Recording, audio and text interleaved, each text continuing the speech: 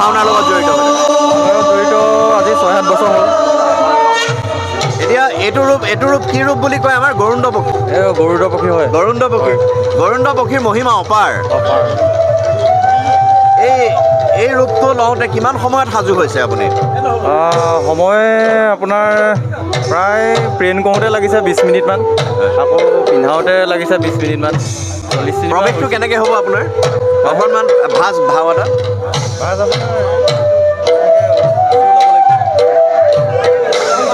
উৰি কৃষ্ণৰ লগত যাব লাগিব। তেওঁৰ লগত সংলাপো আছে।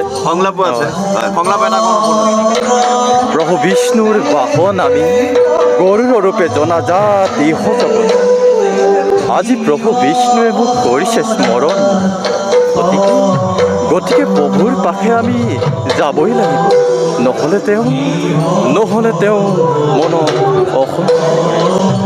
ধন্যবাদ, বহুত ধন্যবাদ। আমি চাম ভাওনা।